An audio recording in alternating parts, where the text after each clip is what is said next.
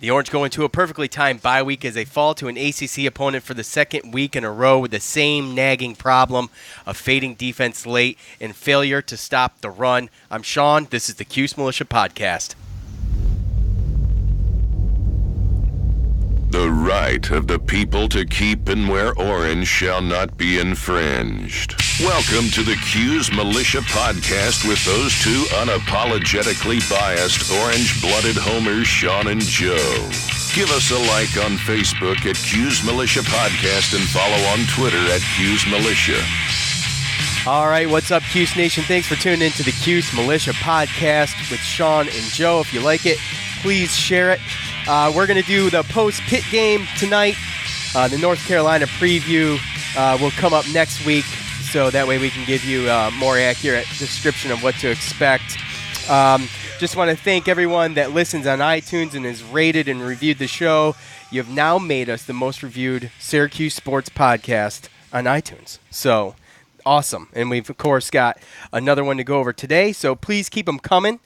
And as always, like I said, you get it if you get yours read on the air and you email us, you get free stuff. But first, before we dive into the show, of course, we've got to hear from the great folks over at MyBookie. Simply put, if you're doing any kind of online betting, any at all, and you're not using MyBookie and you're not reaping the benefits of using promo code Cuse, then you might want to think about this, okay? They've been in business for years. They have great online reviews. The mobile site's easy to use. I would only recommend a service to my listeners that's been good to me. That's why I'm urging you to make your way over to MyBookie.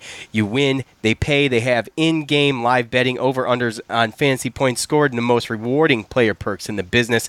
MyBookie is currently slammed with new bettors and wants to give everyone the best possible service, so if you're willing to deposit after 7 p.m. Eastern, they'll give you an additional $25 free play on deposits over $100. So join now, and you can use that promo code CUSE25 if you deposit after 7 p.m. If you don't want to do that and you're itching to get on there, they will still match you dollar for dollar and on regular business hours if you use promo code CUSE to activate that offer. If you're willing to hold out, like I said, on deposits over 100, use promo code CUSE25. You play, you win, you get paid. All right, so a rough one, I think. I think it was. It ruined my Saturday. I'm not gonna lie. I stayed off of Twitter too immediately because I didn't want to be I didn't want to be all negative and pissed off sounding. Yeah. So, that was a tough one. It was a tough one, man, and it was worse than the Clemson one because they actually played decent against Clemson. I mean, the same nagging problem, but we're going to go over it all. And we've got the whole show to do it. This is all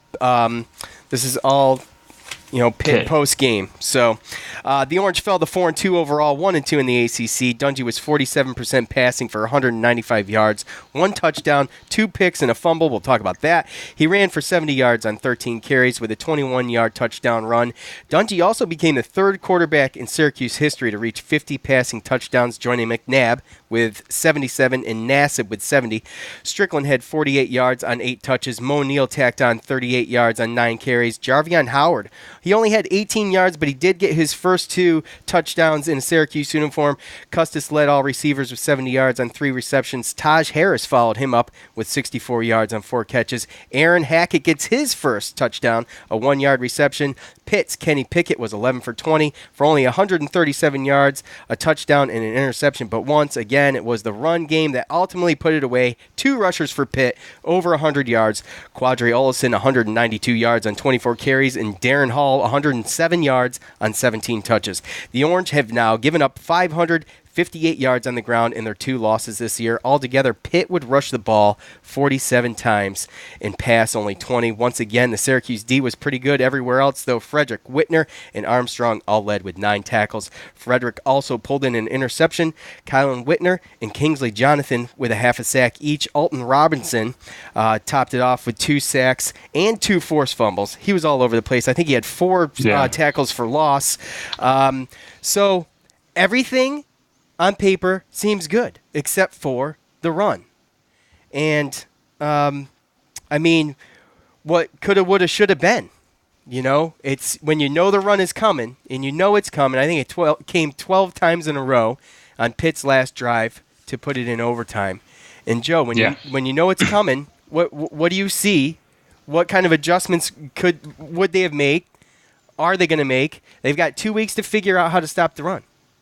Yeah, because it's kind of painful. It takes time and throughout a season to for teams to start picking up on people's weaknesses and where they're obviously they can take advantage of them. And I mean, it kind of happened by surprise because the quarterback got hurt at Clemson, and Clemson had to do what they had to do to win a game. And now it's spilled over to the Pittsburgh game. And if you don't think that that's what North Carolina is going to come to the Dome and try to do in 2 weeks, then you're crazy. So, but overall, I think that a lot of it definitely was an expected win. People expected them to win, especially the way that the season's been going. But again, I think you have to look at the expectations, because the expectations changed, made it look a lot worse than what it is. If I went back and looked at the game today, and I mean, we were right in there. Pittsburgh had to make, there was a lot of ridiculous plays. I mean, I saw a few down the field holding on a lot of the runs that they had. That it wasn't a very penalized game. I think there's something up with Dungy and his throwing arm and the communication with him and his receivers. And he was off. I don't know. He threw into open spaces where maybe there was a route issue, but he was throwing in the dirt. He was way overhead. I mean, and then other times he looked great, and that's the whole thing. I think with a little bit of the rain and the weather and stuff, I think that might have had a little bit to do with some of the second quarter stuff. But overall, it just wasn't a consistent game, and Pittsburgh needed to play. I mean, I know they had some turnovers, but off the turnovers that we created, we didn't really take advantage of it. There just has to be a lot more. There has to be a lot more touchdowns. The time of possession really wasn't that off as much as you might have thought it would have been. And again, I mean, you take the one guy had a 68-yard touchdown pass, and Pickett there only had 38 yards, I think, throwing. So, I mean, you take that one touchdown pass, which was awful angles and should never be a touchdown anyway in the first place. You take that off the board, and they only threw for 70 yards. So, but again, we were right there. I don't think we were ever in a position where we had to do anything crazy or stack the box and go ridiculous to try to catch up or try to do anything. We just needed a play there, a fourth down stop on that last drive. I saw that spot was a pretty it was a generous spot, right? It was a generous spot. I saw the play. Yes. When he walked up, it was short. When generally that's the first thing you look at when the refs walk in. He's spotting the ball short. Right, and you just look at you look at the fumble that was a scoop and score. It easily could have been the whistle blown. One of those holds that was down the field on some of those runs could have stopped the whole drive for them. But obviously there's something wrong. So Pittsburgh, I mean, and it went to overtime, and then you have a kicker that they had that was for the whole season 1 of 2 with a long of 33 yards, and he comes out and hits 2 over 54, and then that 45-yarder that barely squeezed in to just bring us into overtime. So there's no doubt in my mind when you look at the way that we played that we're the better team. It's just, again, it didn't work out just because of the little things, the one play here, the one play there, just like Clemson, the one play. I mean, we're one play here, one play there from being undefeated. And for some reason, for Syracuse fans, it seems like the sky has fallen. Realistically, when you go back to expectations, being 4-2 in this position right now in the beginning of the season, anybody would have taken it. So, yes, we have to figure something out. I agree. You mentioned the expectations, and I totally agree. I think starting 4-0 and playing strong against Clemson, this feels like the end of the world. This Pitt loss. Oh yeah, people have to understand that Pittsburgh had their back against the wall. I mean, we talked about it. Yeah. We talked about it. It was 2-3. They have a bunch of. They're going to South Bend to play Notre Dame this weekend. They still got to play Virginia Tech, Miami, Duke. Some of the better players on their side of the conference. So this was a game that they needed to win. And, I mean, it took all it had from them to get it done. So, hats off to them. I do think that there was some unfortunate plays. But, again, I think we're too good to put ourselves in the positions for that to have happened. We should have been up. We should have scored a touchdown here or made a stop there. And well, again, too, kind of reminiscent of the Clemson game where Syracuse did have an opportunity to stop them on 4th down, 4th and 3 with 2:41 remaining. Like I said, one play. Yeah, and it was. But again, that was the generous spot. We talked about that. But they started so strong. 11 plays, 75-yard drive to open up. Though you got the 1-yard touchdown pass. Right. And then they Alton Robinson caused the fumble. And then they go, 42 yards for another score. They're up 14-0. I'm like, you're feeling good. You're feeling comfortable. And then, boom, they get outscored 20-0. Well, I mean, like I said, they had 2 touchdowns that went for over 60 yards. Yeah, that was for big plays, and then we had that fumble, which it looked to me like Dungy really wasn't going anywhere. He's going backwards. The whistle should have been blown, in my opinion. But you got to play to the whistle. So right, exactly. And he doesn't lose the ball like that very often. People try. No, he doesn't. And again, it is weird because they come out and they look great the first 2 drives, and then all of a sudden, for a whole quarter and a half until halftime, it just looked like they didn't know what they were doing. So I don't know if it's a play call thing or I don't know if it's just a Dungy's not 100% thing, but it's weird to me how one drive or a couple drives in a row they put together and it just looks like a well-oiled machine, and then all of a sudden the next couple drives, I don't know if they're just changing the play call or if they're just not making, if they're allowing the defense to basically know what they're doing. I don't know. I don't know what it is. But it just is so hard for me to see, like you said, the first 2 drives and then look sometimes like they're unstoppable. And then all of a sudden for a whole quarter, it looks like they can't run an offense. Yeah, they were going. They had a couple 3 and outs. They weren't moving the ball. I don't know. Like you said, I can't. I mean, you'd be a better gauge at this than I would. Is it something to do with the lack of confidence in the play calling when things tighten up like that? When you get outscored 20-0, is it a morale thing on the field? I mean, I guess we don't really know unless we're on the field, but right. Well, I think sometimes we start off so fast with the pass game, and I don't know if it's an ego thing or if it's just you want to be balanced and you want to go out and and you want to rush the ball and stuff like that, but I mean, try to force a running game and be balanced. But sometimes you just got to, just like what teams are doing against us, they're not really, the last game and a half, teams really haven't passed the ball good against us. I think they've only had 1 passing touchdown in the past game and a half against us.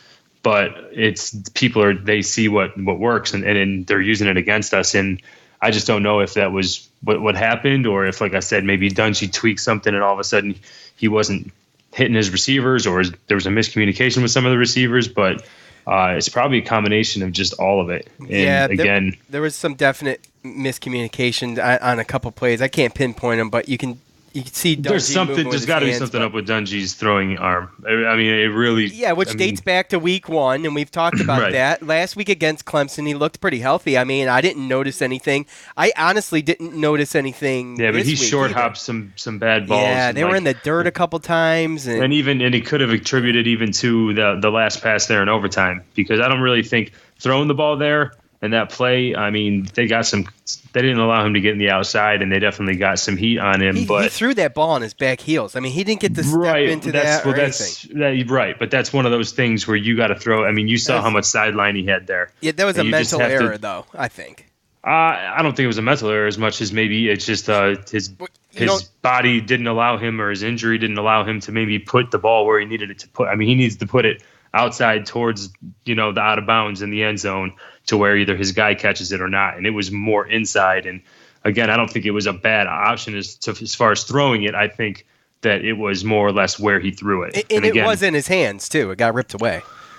It wasn't that far off. That's what I mean. He still had where he threw the ball. He had, probably 6 yards to the right, 7 yards to the right before the out of bounds. So it's more or less the ball placement right there than actual. I throw that one out of bounds, dude. I think. That's what like I said, you throw it to the front pylon of the end zone, and our receiver would have been the only person that would have been able to catch that if it was there. Right. Again, it was just one of those things where we've seen it. The last couple of games I've seen it. We saw it. What was it, Florida State in the beginning of that game where he short hopped it and he was messing with his shoulder, and he's had some bandages on his shoulder. And every game comes a point in time where he has these errant passes where it just doesn't. It's like, how could you miss him by that much? Because he hasn't his whole career, even back when he was a true freshman. So you have wide open receivers where he's one hopping it, or it's just an awful throw. And I think it's a well needed buy because he needs to get healthy, and him and his receivers need to get on the same page here. So what do you think? I mean, what are they going to do about every team now? It doesn't even matter if they stop UNC. Every team's going to try to play smash mouth football with them because they know it's the weakest point in that defense. Because like you mentioned, the pass, the defending the pass is great. They've been getting to quarterbacks every game. It doesn't even matter who they're up against. They can get to the quarterback. That front four is just nasty. They are nasty. So it's going to be funny to see because so far what I've looked at is more or less the teams that could beat us, like the scared teams are doing that. You know what I mean? Not really. I mean, Clemson, they were nervous. And what they do, we're just going to ground and pound it and hope that our talent beats their up front talent. And they were almost forced into it, in a way. And the problem is that's, again, North Carolina. They know they're a less talented team. They're not blind to the tape and what's happened the last week and a half. That's what they're going to do. Regardless of what happens this week at home against Virginia Tech, they're going to come to the Dome and try to use that against us. They're not going to try to the teams that aren't afraid of us that come out and try to beat us at our own game or match us with, their offense. I mean, Willie Taggart with Florida State, I bet you that would have been a lot closer game if he would have just said, okay, well, we don't have the quarterback yet. This is the first year. We don't really have the system. We're just going to line up and we're just going to run it down your throats. I mean, Cam Akers, NFL running back, had 10 carries that game. Yeah, that's and you true. Saw what they happened. Were playing catch up though. They were playing catch up. I don't know if you can get that far behind and run the ball. They like weren't that far behind in the beginning. They were. Well, I mean, he's forcing his system. Right. And that's the whole thing. That's part of my point with maybe Babers is maybe it's against some of these teams, he's forcing the run when he's just not passing enough and giving it enough time. They're going to give you the passes and you're going to score that easily passing the ball, then keep going. And that's what these teams are going to do against us. And again, I don't know if it's our defensive line that's not just keeping up with their lane integrity, or if it's the lack of I don't want to say talent, but I mean, our linebackers trying to replace the linebackers that we lost last year. I mean, we lost our top 4 linebackers, and it's definitely something that you see where sometimes the linebackers on zone run plays, they're picking the wrong way or they're missing with arm tackles. Keelan Whitner's, he's kind of a smaller linebacker, so there's some guys that have gone through. He gets tackles, but these arm tackles and getting into the second level, that's been going on for pretty much close to all year, but definitely the last 2 games, obviously, that we've won, it's become a major kind of focal point to me. So you got to try to fix it, but the problem is I don't know if we have a fix. Yeah. So that's the problem. Well, like for instance, how many times did they run that Wildcat fake jet sweep deal? 2 or 3. But the thing is that it forces you to have to keep your lane integrity, do your job on that play, and then go against your man one-on-one and still beat them. Right. And you have so much things going on. He can give it to the guy that's coming in motion. He can hand it off, or he can keep it. And there was, I guess, that one, I think, to go down and kick the field goal or get a touchdown. I think it was the touchdown one. I mean, they didn't even have the quarterback in for most of that. I mean, it was 2 running backs, and then they had receivers coming in motion, and they were just running the Wildcat. There were so many options, and it was eating us up. And a lot of it has to do, I believe, and I don't want to blame one person or another, but I mean, it has a lot to do with the depth, and I think a lot to do with just the linebackers and the missed tackles in the second level once they get past the line. They got to figure it out, bro. They got 2 weeks to figure it out. I don't think just figuring out. I think what you do is you got to find a way to basically get the younger guys ready. It's a shame when you look at it because it just seems like if you look at some of if we just could have had, if Irv Phillips and Ishmael and those linebackers could have just been juniors last year and we could have had, them all back. It's just like, it seems like now we're getting our depth, but now it's just we're missing on positions, So, we have a solid offensive line, a senior quarterback, but we got the young receivers that we're trying to figure out still. And same thing with with the defense. We got a young but experienced deep secondary, and our defensive line is really good. And it's just, replaced our top four, leading four linebacker tacklers from last year, and now we're just trying to figure that out as well. So yeah, and you got, everybody's calling for Dungy's head, and Well, yeah, of course, but to start off 4-0 with those kind of deficiencies and still trying to figure out who's who, and then to come out and give Clemson that game, and like we said, a couple plays here, a play there, a whistle here, a yellow flag here, like. We're 5-0 with all these little problems, you know. So well, ifs and buts are candy and nuts, we'd all have yeah, but there's a lot more teams that got a lot more to worry about than us. So that's true. And I still think I don't think I'm going out on a limb. Everybody acts like it's the dawn of the dead here, like it's freaking the apocalypse. No. But there's plenty of football left. And I think they can squeak out 2 more wins. I don't care if they get if they get anything, it's going to be some crappy bowl. Who cares? Who cares? Yeah. You want to watch them play one more game or what?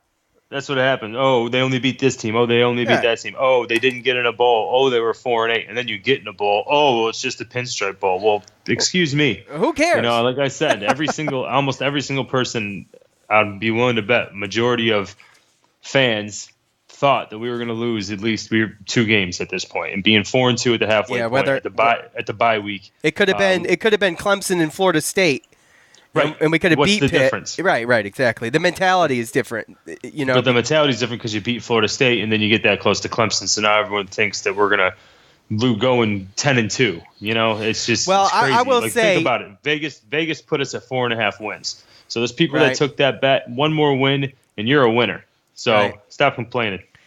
Yeah, I think we can squeak out 2 more. It doesn't matter.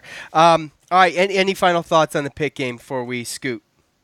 Well, the Pitt game, no. Like I said, we were fighting against an opponent with his back against the wall, and we were coming off an emotional win. I think there's a couple – loss. There's a couple guys that I think are a little banged up, and this bye couldn't have came at a better time, and I think that it would have been better to win this game, obviously, but we're still in a good position. So that's right. On to the second half of the season, man. All right, Joe's My Bookie pick coming up next. And just remember, we've talked about it at the beginning of the show. Look, it's really simple. You go there, and if you don't feel like wait until 7 o'clock, you go to mybookie.ag. You get in there, you set up your account, and when you activate your offer, you put in promo code Cuse. They'll match you dollar for dollar up to $1,000. You put $500 in, they'll match it. You got $1,000, $500 house money to play with. If you can wait till after 7 o'clock, and you want the extra $25. Put in a deposit of at least $100, and they'll give you $125. That promo code is Cuse25. Remember, when you go there, MYBOKIE, don't forget to use the promo codes I just explained. You play, you win, you get paid. So, there's no Joe's My Bookie pick this week. We're going to skip it because Joe lost. I'm giving Joe a bye week. Thank you. He needs to recoup. Okay, it was a tough one. Not only did Syracuse lose, but Joe's now 5-1. He falls to 5-1 in his My Bookie picks. So I'm picking Syracuse. Right, picking Syracuse. So we'll be back with that. We'll do that next week when the line comes out for the UNC game. Yep. It's time to hear from you. The loudmouths from the Loud House. The best damn college sports fans in the nation. All right, so I have made this so simple for you guys to get on at Cuse Militia Facebook and Twitter. That's it. Boom. You're on there. At Cuse Militia for both. You get on there. I propose the question at the end of every game, ask you for your thoughts, and we are loaded with them today. But first, I did put out a couple polls real quick. I put out one on Babers. As midway through Babers' third year approaches, how do you feel about him? And 10% said, or 1% actually said, fire Babers, which is, I think that's probably a troll. But the 89% of people say pay this man long term. Absolutely. You can look back, and there was some boo birds out after the Pitt game too. So now, some people thought this question was ridiculous, but as you'll see in the fan feedback, it's not as ridiculous as you think. I prefaced the question, by the way. I said I don't believe there's a question at QB, but we want to know what you think coming off of the bye week. Who should be leading the Orange offense? 18%, okay, out of 339 votes. What would that be, Joe? Like 60-something? Be like 60-something, 61, 62 people. No, dude, I don't know. So 60-something, let's just call it 60. At least 60 people out of 339 said Tommy DeVito. Okay, 82% though did say Eric Dungy. Now I propose these questions. Okay, they're polls. It's a way for us to, I gauge kind of how I do some of these. Sometimes I do them usually on Sunday about, Sunday morning. That's what I'm going to try to keep doing, and I gauge them basically on what I see on Twitter. I mean, that's kind of like how you can get a good idea. So, well, you can't make everybody happy. No, you can't. And I try. I'm a people pleaser, and Well, everybody tries. You can't just. There's always going to be those people that just go over the edge. I know, but anyway, things don't go the way you want it to, and you get all. Yeah, so. Yeah, it is what it is. So for this week's review giveaway. Okay, go to iTunes if you listen on iTunes. Now, I did get an email saying, "Well, I don't listen on iTunes, and everybody on iTunes getting free swag. That's not cool." And I'm like, you know what? That's kind of isn't that cool, is it? So no. I'm gonna figure out a way for those who listen on different platforms. If you don't listen on iTunes, I'll tell you what. I'm gonna figure out a way to do that, but it's gonna take me a minute. So I have a couple ideas, but I'll get it out there probably in the next episode. Okay. So if you listen on iTunes, go to iTunes, give us a 5-star review. We don't want any 1-star stuff. Don't try to troll us. Okay. One guy's already done that. So we don't need any more of that. Give us a 5-star rating and review us. If I read it on the air, you get free stuff. Now, if I don't read yours, chances are I'll come back to it at some point, or I'll do a bunch one day. So don't get discouraged. It will be read, okay? Unless they come in droves, which would be great, but it hasn't happened yet. So from If Not Now When, okay? 5 stars, says go Cuse, best Syracuse podcast out there. You guys are always on topic and stick to stuff you want to hear in a Syracuse sports podcast. So many out there talk about unrelated stuff. Exactly. That's what we listen to that stuff. That's why we started the show. That's why we do it the way we do it. So thank you for realizing that. Only complaint is I wish you guys did more episodes through the week. Keep up the good work. That is the best complaint I could ever hear. If your complaint is you want to hear us more through the week, then that makes me feel good. We really appreciate that. So the thing is there may be something going on, but always in basketball season we do 2-3 episodes a week. So there's that. For football season, it's a little tough getting here twice a week, but it could be done. Who knows? I've got some ideas. I don't even think I've run by Joe yet, but no, we can hear some too. We'll see. We're always you want looking. Them to be longer.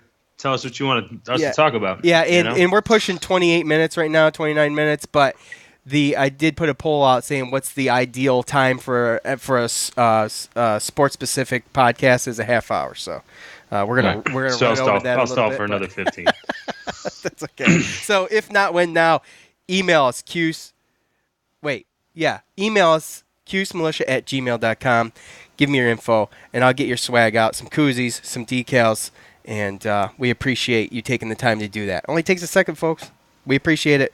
The most rated Syracuse sports podcast on iTunes. That's awesome. We're above the big names, by the way. So, all right, fan feedback. We'll start with Twitter, okay? Crap, I didn't get the guy's name. What's this guy's name here? I screenshot this stuff so I don't have to scroll through everything. But my bad. It was a GIF of a dude jumping from one dumpster to another and falling in it. So yeah. Did you see that? It's actually, it's actually pretty funny. It wasn't that bad. I know, but that was actually pretty funny. We scored 37 points. I know. But they should have won if they scored 37 points. I'm on board with that train of thought. At Geo Heater, bit stunned, loss hurts. What could have been. Credit to Pitt, though, for a great game. The what-ifs are killing me. Nonetheless, I think we have a freshman stepping up in a huge spot, and I love it. I really like Jarvion Howard. Taj Harris has a bright future. Always proud Cuse fan. Go Orange. I love Geo Heater. He's always positive, and he's always he always sheds light on things. So thank you. At All Orange 74, defense can't stop the run, even when they know it. Even when they know the play's a run. Disappointing loss to a not so good Pitt team. Pitt not so good. Yeah, I would agree. Pitt not so good. Shouldn't. Not so good. Not so good. Not so good. Good at doing something that we were really not good at stopping. So yeah, exactly. At the Big E _228, the Clemson hangover strikes again. Here's hoping it doesn't last the rest of the season like last year.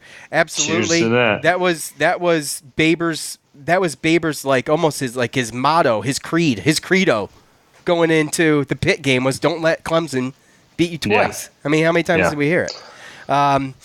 At Syracuse CNY, D should have been relieved a minute into quarter 3. I don't know what that means. D should have been relieved a minute into quarter 3. I don't know. I'm lost on that one. Joe, I'm reading these for the first time. Probably talking about getting relieved as far as getting benched and putting new people out there. Okay. All right. Well, I mean, I think that's something that they have to do going into rotate more. Yeah, they need to because there's going to have to. They can't rely on the same 4 or 5 people as far as defensive line goes. But that also goes for. Oh, I think I know what they're talking about. A minute into the third quarter was that rain delay. So no, I mean maybe that's what they're talking about. But you want to talk about rotating? I mean that's something to think about. Well, that's something they have to do because obviously there's something that we're doing. I mean, that's not working. So there's got to be more people. A lot of times, traditionally throughout the seasons, there's players that maybe aren't ready in the beginning of the year, but gaining the experience and getting in the playbook and everything like that, and getting on the field, they eventually turn into being able to be contributors. And I think that these next 2 weeks is to get our main guys healthy. Hopefully, get Ravian Pierce back because so far he seems to be the missing link. I don't think they've lost a game he's played, but yeah.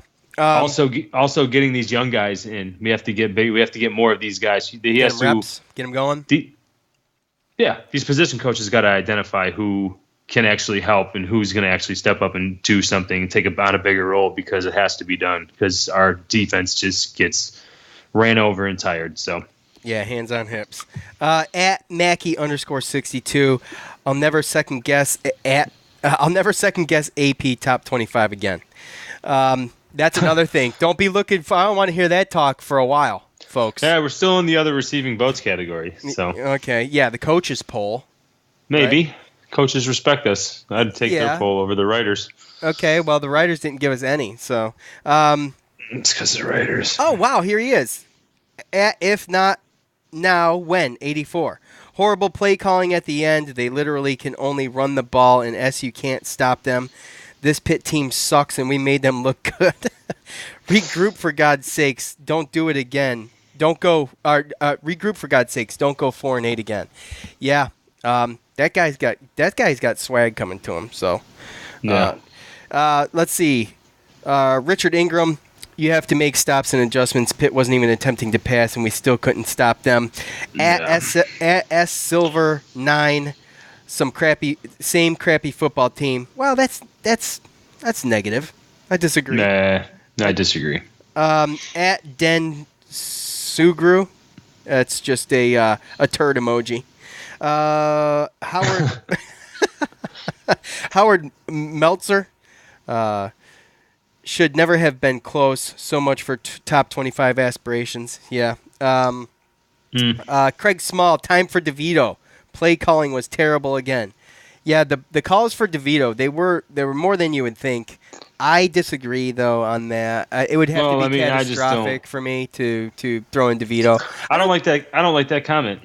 You don't like it? You want me to read it again? Time for DeVito. Yeah. Play calling was terrible again.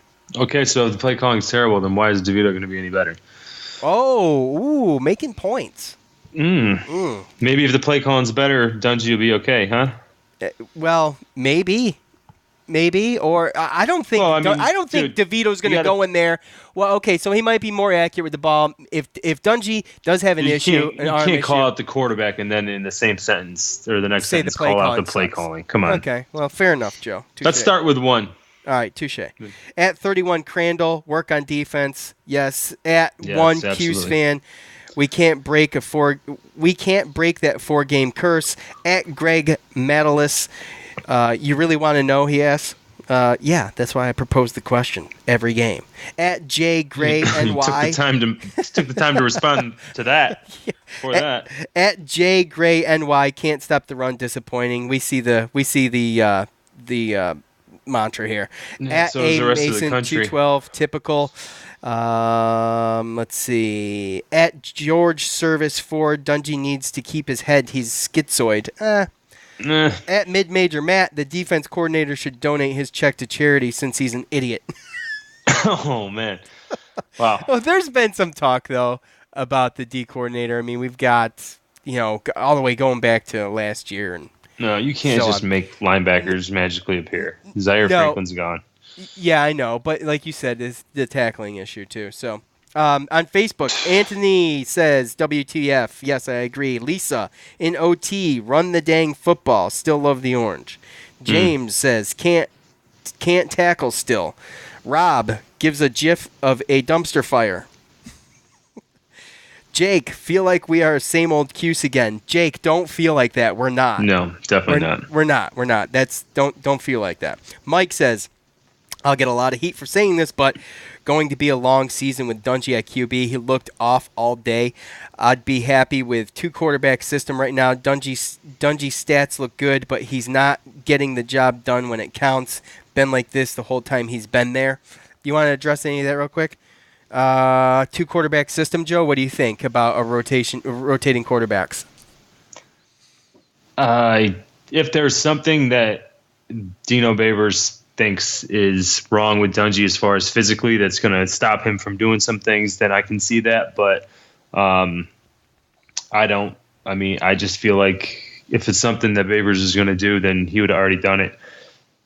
Right. So I agree. I would say that it actually was an intriguing idea to me. But if Dungy's hurt, like you said, if he's having an issue, I don't know. Yeah, but then you're just opening up a whole different can. You're starting this mid-season. I don't think it's a good idea when you got to. No, I mean, if he had a legit injury and DeVito came in and beat Florida State, and he didn't think that Dungy could come back and be as effective or more effective than DeVito, then I don't know why he wouldn't have just stuck with DeVito and let Dungy get 100%. So, again, it's going to be DeVito's time when Dungy gets hurt or when he graduates. And I think that people just got to understand that that's the way it's going to be.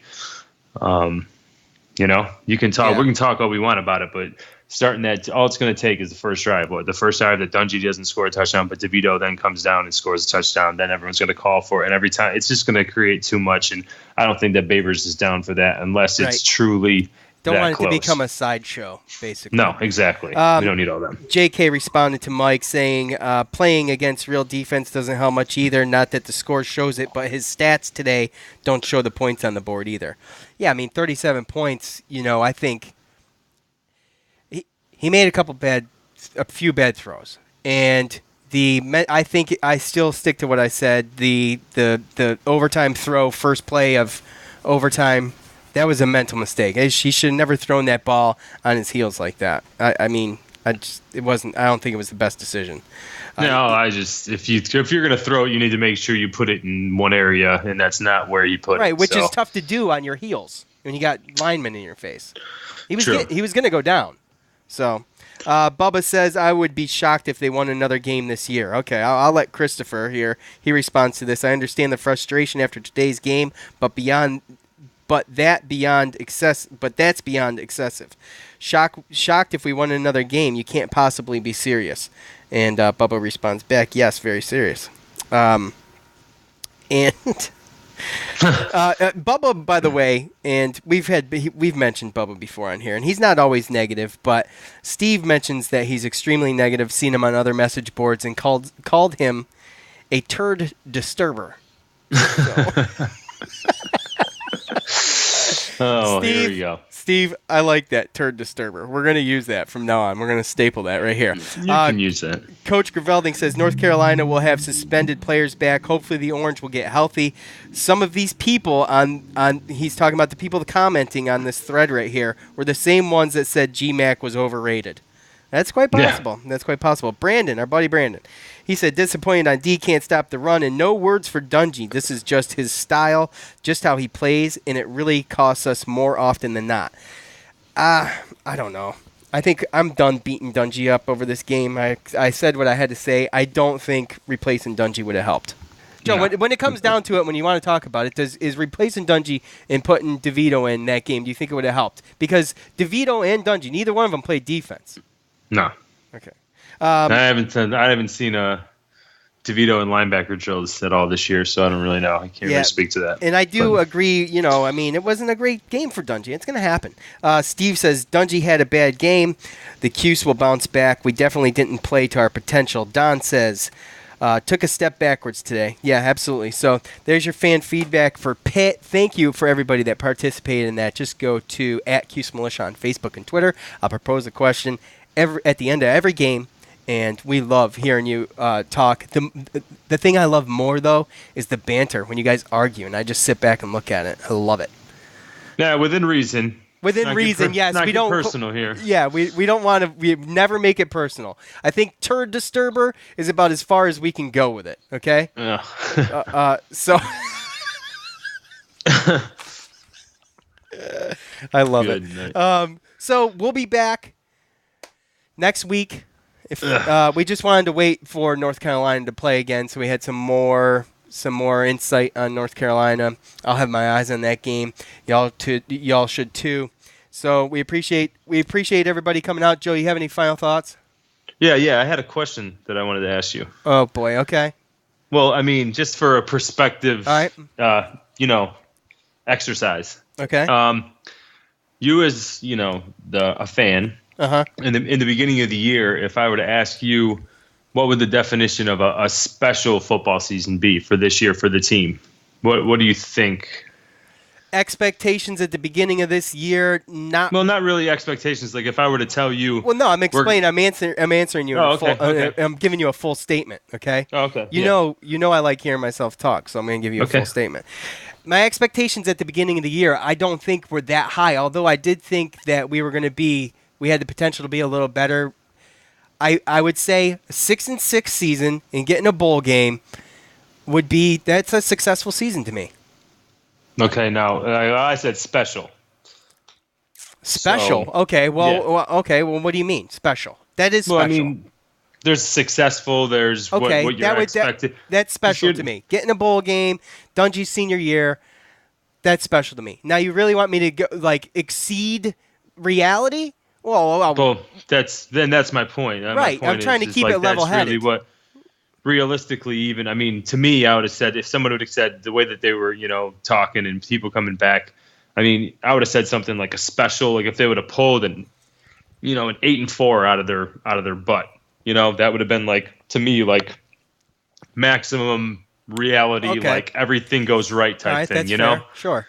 But so you see what I'm saying? So, and a lot of people, I think if you would have asked them at the beginning of the year, what do you think our record is going to be at the bye week, or what do you want it, or what do you, what would you be good with? What would you think is, your expectations? I think 4-2 would be right there with everybody else. I don't think, again, like you said, at the end of the year, people only look at your record. People don't care about who you lose to and who you beat, So it's exactly. 4-2. That's it doesn't matter who you beat. Doesn't matter. Yeah. That's the thing. Is the problem is that everyone got their hopes up. We had a chance against Clemson, and honestly, we had almost an unrealistic type beginning of the year start. Like I said, a play here, a play there, and we're undefeated right now, and that would be almost unrealistic or unbelievable. So the fact is you got a bunch of people that wanted it to happen, overexceeded expectations, and now they're just all upset and they're emotionally just, they're overreacting emotionally because of what they wanted to see didn't happen. So we got 2 weeks to calm our jets down and get ready for probably the worst team in the ACC. So yeah, exactly. And we know where to put our expectations now. I think we just got to take the games one at a time as they come, and just when and if we squeak out 2 more wins, it's gonna be a lot less stressful, won't it? Yeah. I mean, of course, you're gonna get upset at losses. Teams that play just like Pittsburgh. Yeah, exactly. Wake Forest, Boston College, those guys are going to play just like that. North Carolina and Louisville, probably 2 of the worst teams in the ACC that are, not like they've been the past couple of years. Those teams, they look at the recipe to beat us, but what Pittsburgh just put out there, they gave everyone the damn recipe, and now anybody that's equal or less talent than us, that's what they're going to try to do. Yeah, exactly. So, all right, well, so much for half-hour podcast, and we I told you I'd stall for another 15. You did too. So we appreciate it. We'll try to get more efficient. We will. But thank you for all your fan feedback. We appreciate that. Thanks for the follows and the likes and all that on social media. Thank you for the reviews. Those are the best. I will figure out another way to get other people involved that are not on iTunes. That's my goal this week. In the meantime, what you can do, though, is watch North Carolina. They're hosting Virginia Tech Saturday. Saturday at 7 o'clock on ESPNU. And, that's going to be a good game and give us a nice gauge of what to expect when UNC comes to the Dome. Yeah. There's probably going to be better games, but as a fan, I'm definitely going to check it out just to see what UNC is all about. Yeah, and it's an ACC game, so I always watch ACC before anything else. I mean, it's just a lot of people don't that are Syracuse fans, but I do. Like my buddy says, the ACC's that's like Pop Warner football compared to SEC. Oh, okay, all right, whatever, dude. I don't really know. You know what I'm saying? Okay, whatever. Yeah. All right, more Cuse Militia podcast is inevitable. For my buddy Joe, I'm Sean. We're out. Peace. This has been the Cuse Militia Podcast with Sean and Joe. Be heard. Contact us on Facebook at Cuse Militia Podcast and tweet at us using #CuseMilitia.